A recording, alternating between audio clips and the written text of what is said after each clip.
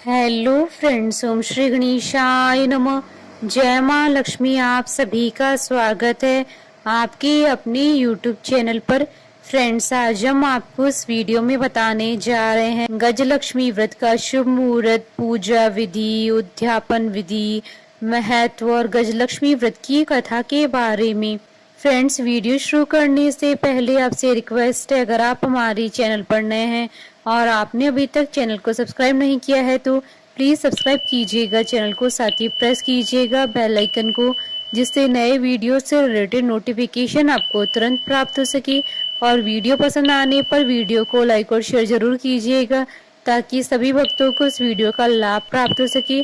और comment box में जय माँ लक्ष्मी जरूर लिखिएगा। गजलक्ष्मी व्रत करने से देवी महालक्ष्मी की विशेष कृपा प्राप्त होती है। इस दिन माता महालक्ष्मी जी की विधिवत पूजा करने और व्रत रखने से सभी प्रकार की सुख और सुविधाओं की प्राप्ति होती है। साथ ही माँ लक्ष्मी की कृपा आप पर हमेशा बनी रहती है। अश्विन मास के कृष्ण पक्ष की अष्टमी तिथि के दिन देवी लक्ष्मी जी की पूजा और व्रत किया जाता है। इस व्रत को गजलक्ष्मी व्रत कहा जाता है। गजलक्ष्मी व्रत के दिन सोना खरीदने को विशेष महत्व दिया जाता है। मान्यता है कि इस दिन सोना खरीदने से सोने में 8 गुना वृद्धि होती है। फ्रेंड्स, अब आइए जानते हैं गजलक्ष्मी व्रत की संपूर्ण पूजन विधि के बारे में। यह व्रत अश्विन मास की कृष्ण पक्ष की अष्टमी तिथि को किया जाता है। इस व्रत को करने से पहले भादो शुक्ल अष्टमी को स्नान करके 2 दूने से सकोरे में ज्वारे गेहूं बोए जाते हैं। प्रतिदिन 16 दिनों तक इन्हें पानी से सींचा जाता है। ज्वारे बोने के दिन ही कच्चे सूत के धागे से 16 तार का एक डोरा बनाएं। डोरे की लंबाई इतनी ले कि आसानी से गले में पहन सके। इस डोरे में थोड़ी थोड़ी दूरी पर 16 गिठाने लगाएं और हल्दी से पीला करके पूजा के स्थान पर रखें तथा प्रतिदिन 16 दूब और 16 गेहूं चढ़ाकर पूजन करें। अश्विन मास के कृष्ण पक्ष की अष्टमी के दिन उपवास रखें। स्नान के बाद पूर्ण श्रृंगार करें। 18 मुट्ठी गेहूं के आटे से 18 मीठी पूड़ी बनाएं। आटे का एक दीपक बनाकर 16 पूड़ियों के ऊपर रखें। दीपक में एक घी की बत्ती रखें। शेष 2 पूड़ी महालक्ष्मी जी को चढ़ाने के लिए रखें। पूजन करते समय इस दीपक को जलाएं तथा कथा पूरी होने तक दीपक जलते रहना चाहिए। अखंड ज्योति का एक और दीपक अलग से जलाकर रखें। पूजन के पश्चात इन्हीं 16 पूड़ी को बिये अर्थात सेवैया की खीर या मीठे दही से खाते हैं। इस व्रत में नमक नहीं खाते हैं। इन 16 पूड़ी को पति पत्नी या पुत्री ही खाएं, अन्य किसी को न दें। मिट्टी का एक हाथी बनाएं या कुम्हार से बनवा ले जिस पर माँ लक्ष्मी जी की मूर्ति बैठी हो। सायंकाल जिस स्थान पर पूजन करना हो उसे गोबर से लीप कर पवित्र करें। रंगोली बनाकर बाजोड़ पर लाल वस्त्र बिछाकर हाथी को रखें। तांबे का एक कलश जल से भरकर चौकी के सामने रखें। एक थाली में पूजन सामग्री रोली, गुलाल, अबीर, अक्षत, लाल धागा, मेहंदी, हल्दी, टीकी, सुरक्या, दोवड़ा, लौंग, इलायची, खारक, बादाम, पान, गोल सुपारी, बिछिया, वस्त्र, फूल, धूप, अगरबत्ती, कपूर, इत्र, मौसमी फल, फूल, पंचामृत, मावे का प्रसाद आदि रखें। केले के पत्तों से झांकी बनाएं। संभव हो सके तो कमल के फूल भी चढ़ाएं।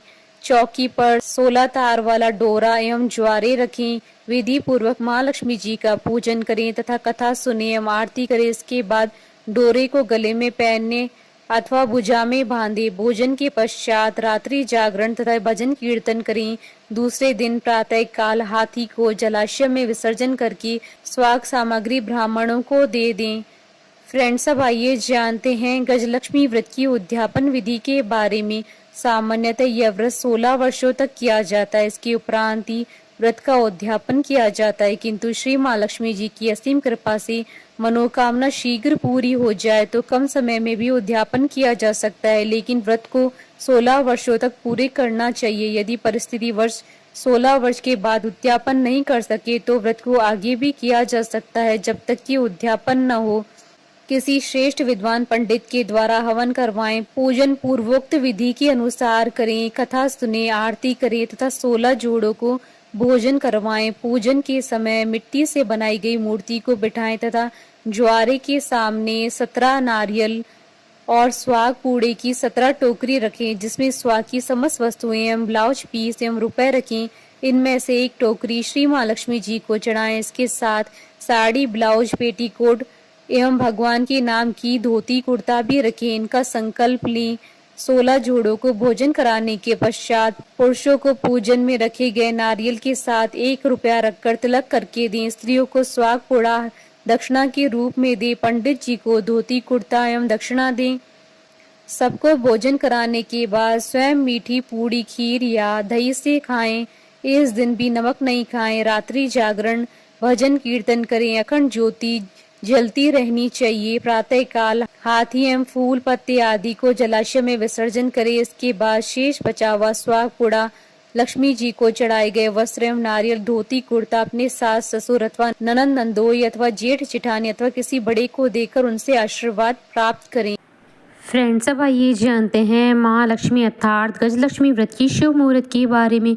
हिंदू पंचांग के अनुसार साल 2024 में गजलक्ष्मी व्रत का समापन 24 सितंबर 2024 मंगलवार को होगा। अश्विन कृष्ण अष्टमी तिथि प्रारंभ होगी 24 सितंबर 2024 को दोपहर 12:38 पर और अश्विन कृष्ण अष्टमी तिथि का समापन होगा 25 सितंबर 2024 को दोपहर 12:10 पर। चंद्रोदय का समय रहेगा 24 सितंबर 2024 को रात्रि 11:02 पर। ब्रह्म मुहूर्त रहेगा सुबह 4:41 से सुबह 5:29 तक और अभिजीत मुहूर्त रहेगा सुबह 11:54 से दोपहर 12:43 तक और गोधूली पूजा का मुहूर्त रहेगा शाम 6:21 से शाम 6:45 तक और राहु काल रहेगा दोपहर 3:20 से शाम 4:50 तक।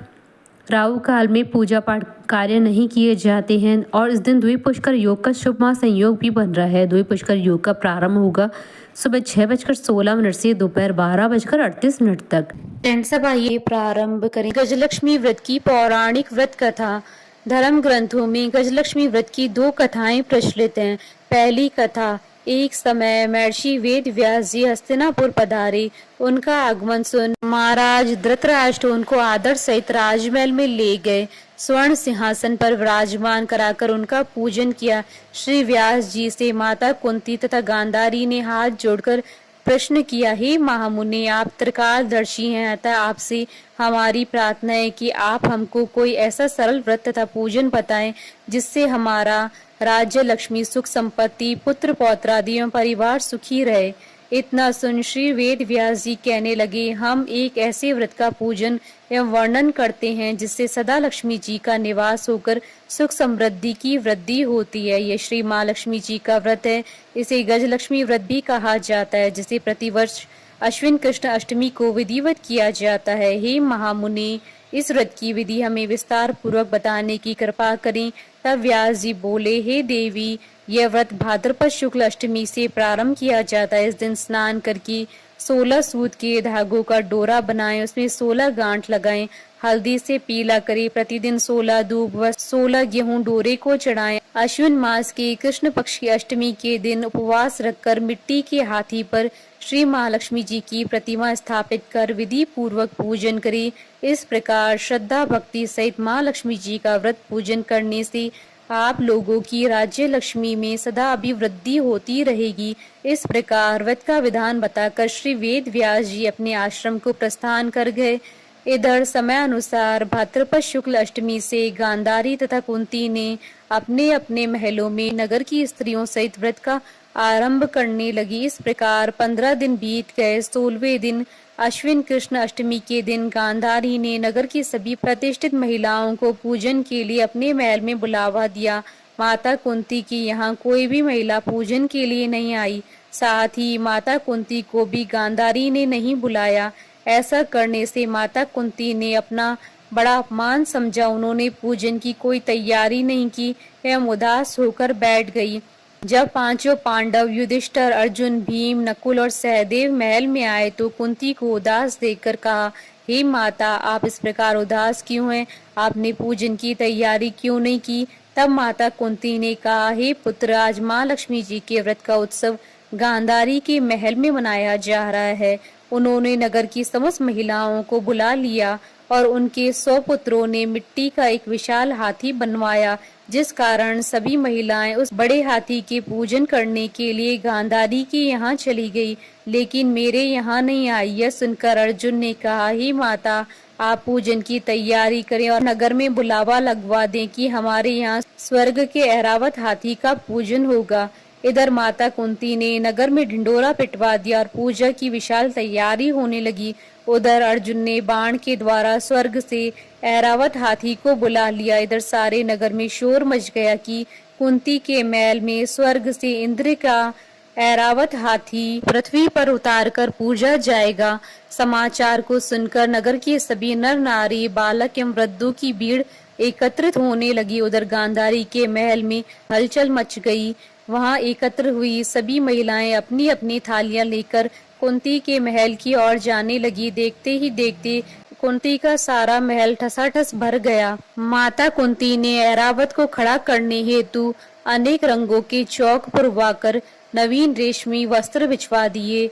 नगरवासी स्वागत की तैयारी में फूल, माला, बीर, गुलाल, केसर हाथों में लिए पंक्तिबद्ध खड़े थे। जब स्वर्ग से ऐरावत हाथी पृथ्वी पर उतरने लगा तो उसके आभूषणों की ध्वनि गूंजने लगी। ऐरावत के दर्शन होते ही जय जयकार के नारे लगने लगे। सायंकाल के समय इंद्र का भेजा हुआ हाथी ऐरावत माता कुंती के भवन के चौक में उतर आया। तब सब नर नारियों ने पुष्पमाला, बीर, गुलाल, केसर आदि सुगंधित पदार्थ चढ़ाकर उनका स्वागत किया। राज्य पुरोहित द्वारा ऐरावत पर माँ लक्ष्मी जी की मूर्ति स्थापित करके वेद मंत्रोच्चारण द्वारा पूजन किया गया। नगर वासियों ने भी माँ लक्ष्मी जी का पूजन किया। फिर अनेक प्रकार के पकवान लेकर ऐरावत को खिलाया और यमुना का जल उसे पिलाया। राज्य पुरोहित द्वारा स्वस्ति वाचन करके महिलाओं द्वारा माँ लक्ष्मी जी का पूजन कराया गया। 16 गांठों वाला डोरा लक्ष्मी जी को चढ़ाकर अपने अपने हाथों में बांध लिया। ब्राह्मणों को भोजन कराया गया। दक्षिणा के रूप में स्वर्ण आभूषण, वस्त्र आदि दिए गए। तत्पश्चात महिलाओं ने मिलकर मधुर संगीत लहरियों के साथ भजन कीर्तन कर संपूर्ण रात्रि माँ लक्ष्मी का व्रत जागरण किया। दूसरे दिन प्रातः राज्य पुरोहित द्वारा वेद मंत्रोच्चार के साथ जलाशय में माँ लक्ष्मी जी की मूर्ति का विसर्जन किया गया। फिर ऐरावत को विदा कर इंद्रलोक को भेज दिया गया। इस प्रकार जो स्त्रियां श्री माँ लक्ष्मी जी का विधि पूर्वक व्रत एवं पूजन करती हैं, उनके घर धन धान्य से पूर्ण रहते हैं तथा उनके घर माँ लक्ष्मी जी सदा निवास करती है। इस हेतु माँ लक्ष्मी जी की स्तुति अवश्य बोले। स्तुति इस प्रकार है, महालक्ष्मी नमस्तुभ्यं नमस्तुभ्यं सुरेश्वरी हरिप्रिये नमस्तुभ्यं नमस्तुभ्यं दयानिधे। दूसरी कथा। प्राचीन काल में एक नगर में एक बहुत ही गरीब ब्राह्मण रहा करता था। वह ब्राह्मण पूरी श्रद्धा से भगवान विष्णु जी की पूजा किया करता था। उसकी पूजा और भक्ति से प्रसन्न होकर उसे भगवान श्री हरि विष्णु जी ने दर्शन दिया और ब्राह्मण से अपनी मनोकामना मांगने के लिए कहा, जिसके बाद ब्राह्मण ने लक्ष्मी जी का निवास अपने घर होने की इच्छा जाहिर की। यह सुनकर भगवान विष्णु जी ने माता लक्ष्मी जी की प्राप्ति का मार्ग ब्राह्मण को बता दिया। उन्होंने बताया कि मंदिर के सामने एक स्त्री आती है जो यहाँ आकर उपलेप थापती है। तुम उसे अपने घर आने का आमंत्रण देना। वही स्त्री देवी महालक्ष्मी है। किसी भी शुभ मुहूर्त में लक्ष्मी जी के आने के बाद तुम्हारा घर धन और धान्य से भर जाएगा। यह कहकर भगवान विष्णु चले गए। अगले दिन वह ब्राह्मण ब्रह्म मुहूर्त में ही जाकर मंदिर के सामने बैठ गया। जिस समय लक्ष्मी जी उपले थापने के लिए आगे आई तो ब्राह्मण ने उनसे अपने घर आने का निवेदन किया। ब्राह्मण की बात सुनकर लक्ष्मी जी समझ गई कि यह सब भगवान विष्णु जी के कहने पर हुआ है। लक्ष्मी जी ने ब्राह्मण से कहा कि तुम महालक्ष्मी व्रत करो और 16 दिनों तक व्रत करने और 16वें दिन रात्रि को चंद्रमा को अर्घ्य देने से तुम्हारा मनोरथ सिद्ध होगा। ब्राह्मण ने देवी के कहे अनुसार व्रत और पूजन किया और देवी को उत्तर दिशा की ओर मुख करके पुकारा। लक्ष्मी जी ने अपना वचन पूरा किया। उसी दिन से इस व्रत को पूरे विधि विधान के साथ किया जाने लगा। बोलिए माता महालक्ष्मी जी की जय। हमारे साथ इस वीडियो में अंत तक बने रहने के लिए आपका धन्यवाद। ओम श्री गणेशाय नमः। जय मां लक्ष्मी।